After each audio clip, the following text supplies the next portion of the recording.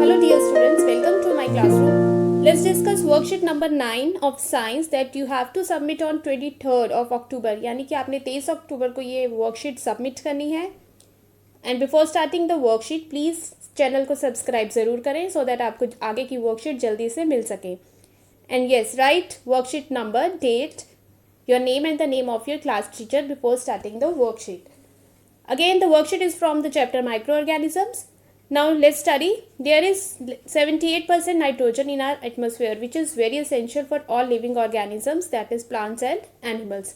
आपको पता है कि हमारी जो एयर है उसमें कितनी परसेंटेज है नाइट्रोजन की, दैट इज 78%. और ये नाइट्रोजन जो हमारी एयर में प्रेजेंट है ये सभी लिविंग ऑर्गेनिजम्स के लिए बहुत इंपॉर्टेंट है.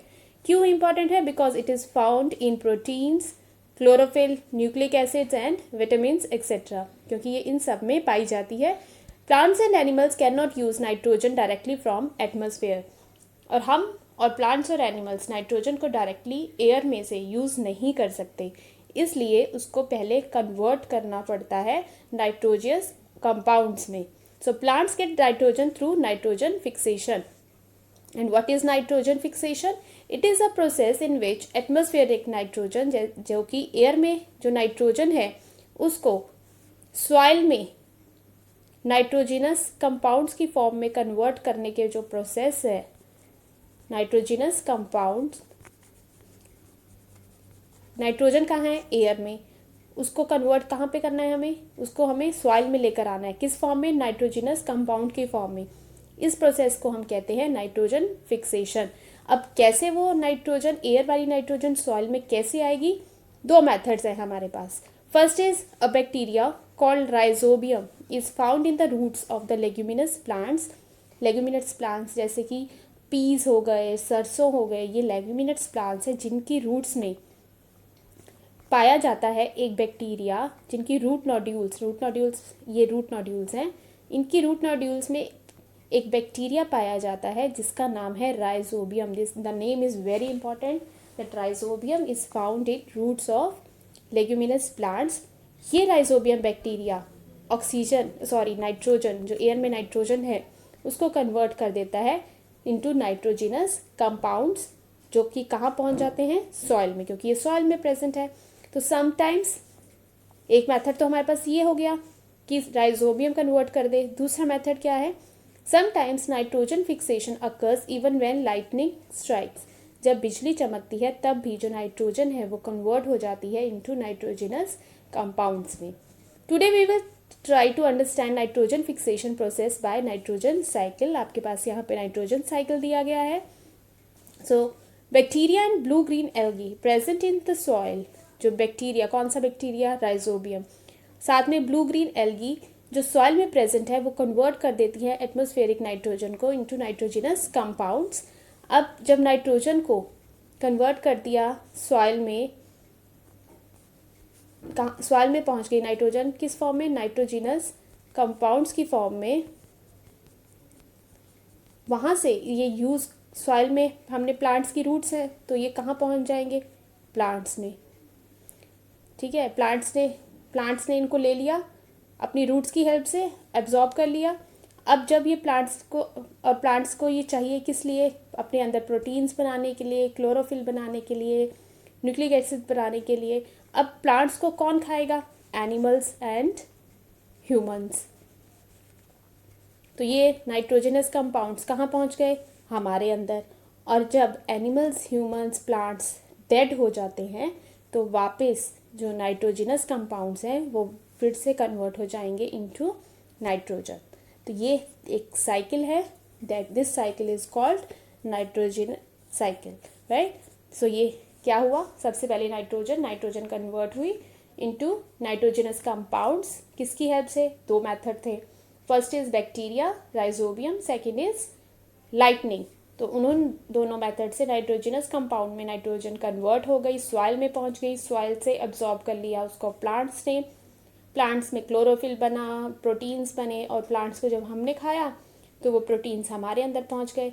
अब एनिमल्स ने भी उनको खाया. तो एनिमल्स, ह्यूमंस और प्लांट्स जब डेड हो जाते हैं तब जो नाइट्रोजनस कंपाउंड्स है वो वापस कन्वर्ट हो जाती है into nitrogen. So this is called nitrogen cycle. I hope आपको यहाँ पे नाइट्रोजन साइकिल दिया भी हुआ है, आप इसको रीड कर सकते हैं। Now let's do the question answers. First is which bacteria is found in the roots of beans and peas. Beans and peas are luminous plants, और अभी हमने किया है कि कौन सा बैक्टीरिया हमें उसमें मिलता है, राइजोबियम। Rhizobium bacteria. ये क्वेश्चन भी बहुत इंपॉर्टेंट है। What are different methods by which nitrogen fixation takes place. आपको ऊपर दोनों मेथड्स दिए हुए हैं, देयर आर 2 मेथड्स आपको यहाँ पे बताए हैं। अ बैक्टीरिया कॉल्ड राइजोबियम, ये कन्वर्ट करा है, and second method is by lightning. तो ये दोनों मेथड्स आप यहाँ पर लिख सकते हैं। थर्ड हमारा क्वेश्चन है why is nitrogen necessary for all living beings. क्यों नेसेसरी है? Because it is present in, it is required to form proteins बनाने के लिए, न्यूक्लिक एसिड्स बनाने के लिए, क्लोरोफिल बनाने के लिए, and what else? Vitamins, part of vitamins, important component of vitamins, right? So how does the amount of nitrogen in the atmosphere remains constant? Atmosphere में नाइट्रोजन कैसे कांस्टेंट रहती है कि जब एनिमल्स, प्लांट्स, ह्यूमंस डेड हो जाते हैं तो नाइट्रोजन इस कंपाउंड दोबारा कन्वर्ट हो जाता है इनटू नाइट्रोजन। और कौन कन्वर्ट करता है उन्हें? Again bacteria. Some special bacteria convert nitrogenous compound into nitrogen gas that goes into the atmosphere. In this way the amount of nitrogen in the atmosphere is always constant. तो इस वे से वो हमेशा कांस्टेंट रहती है। सो ये थी आपकी वर्कशीट। आई होप आपको वर्कशीट अच्छे से समझ आई होगी, and this is very important worksheet in view of your exams. तो इसे अच्छे से ज़रूर करें, और ये 5 मार्क्स का क्वेश्चन आता है नाइट्रोजन साइकिल। नेक्स्ट आपकी वर्कशीट जो है, जो साइंस वर्कशीट के साथ आई है, वो है आपकी SST की worksheet, social science worksheet, and from the chapter social and political live, worksheet number 9। Again you have to submit this worksheet on 23rd October. So mention your worksheet number, date, your name, and the name of your class teacher. And the topic is Indian Constitution key features. So system of parliamentary governance, the Constitution of India gives all its citizens the right to vote. तो हमारा जो constitution है वो हमें पूरा right देता है कि हम सब वोट कर सकते हैं, irrespective of religion, caste, gender. कोई भी जेंडर है, कोई भी कास्ट का पर्सन है, कोई भी रिलीजन का पर्सन है, अगर वो above 18 years है तो वो वोट कर सकता है। The member of the constituent assembly felt that the freedom struggle has made the Indian people eligible to exercise adult suffrage. Suffrage का मतलब होता है right to vote, right to vote. तो हमारी जो कॉन्स्टिट्यूएंट असेंबली के मेंबर थे, उन्हें ये नीड लगी कि सभी जो एडल्ट सिटीजन्स हैं उनको राइट टू वोट मिलना चाहिए। They believe that this would encourage democratic thinking. इससे क्या होगा? एक तो डेमोक्रेटिक थिंकिंग इनकरेज होगी, and methods, and at the same time the fetters of inequality. और इनइक्वालिटी जो है वो कम होगी, ख़त्म होगी। किस बेस पर होती है इनइक्वालिटी? Cast, religion, gender.